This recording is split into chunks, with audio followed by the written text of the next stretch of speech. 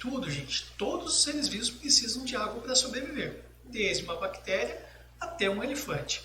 Com exceção dos vírus, esses não utilizam água em momento nenhum. A diferença, gente, está na forma com que os organismos adquirem essa água. Tá joia? Então, pessoal, os peixes de água doce, eles não bebem água porque eles adquirem água através das brânquias. O que são as brânquias mesmo? Elas são uma estrutura de respiração análoga ao nosso pulmão.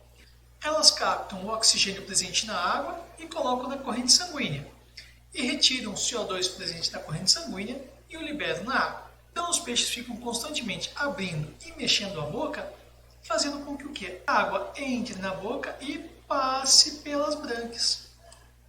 E quando ela passa pela brânquia, acontecem então essas trocas gasosas que nós denominamos de hematose.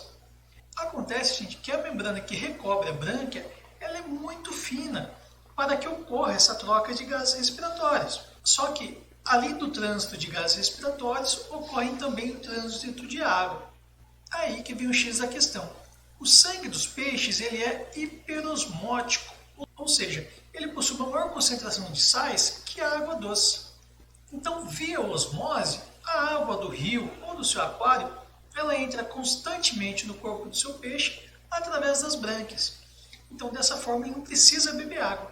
E constantemente eles eliminam muito xixi. Tudo bem? Agora, os peixes de água salgada, gente, estes sim bebem água e muita água. E isso porque nas brânquias desses peixes também ocorre osmose, só que ela ocorre no sentido inverso. Neste caso aqui, o sangue dos peixes ele é hipoosmótico, ou seja, ele tem menos concentração de sais no sangue.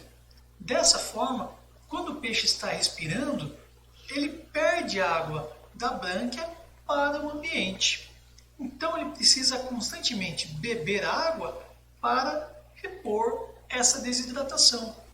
Então, comparando os peixes de água salgada com de água doce, os de água salgada vivem num ambiente mais hostil. E não é porque esses peixes bebem água que você, quando for para a praia, vai beber água também. Até porque quando estamos brincando nas ondas e tomamos aquela golada de água, nós sentimos até uma irritação nas mucosas nasais e bucal devido a essa elevada concentração de sais. E até, né, gente, aquelas situações de naufrágio em que a pessoa está à deriva ao mar, ele não pode beber água do mar, senão ele vai se desidratar, vai ser pior para ele. Já os peixes, eles podem beber água do mar, porque na brânquia eles possuem células especiais que retiram o excesso de sal que eles adquiriram ao engolir água e lançam esse sal novamente no ambiente. Então, dessa forma, essas glândulas dão uma diminuída na concentração de sais no sangue do peixe. Beleza? E olha agora, mais curioso ainda, são os peixes cartilaginosos, como o tubarão e a raia. Esses peixes, gente, não bebem água nunca. Sabe por quê? Eles têm uma condição especial no sangue deles, que é a presença de ureia. Eles têm uma alta concentração de ureia no sangue, que faz com que a concentração de sais no sangue seja igual à concentração de sais no ambiente aquático marinho. Então, como a concentração é iguais em ambos os ambientes, quando o tubarão vai respirar, ocorre a troca de gases, mas não ocorre entrada nem saída de água. Então, a água que eles adquirem para a sobrevivência provém da digestão do alimento no intestino, ou então, no momento que eles engolem uma presa, acaba vindo água junto nesse gole. Aí você pode se perguntar, e os peixes cartilaginosos de água doce, como por exemplo arraias, ou então no caso de alguns tubarões que invadem rios amazônicos? Esses peixes cartilaginosos nunca vão ingerir água, porque assim como os peixes ósseos de água doce, eles são hiperosmóticos em relação ao ambiente. Então, eles ganham água através da própria respiração. Assim como os lambaris, tucunarés, os peixes de água doce. Tá certo?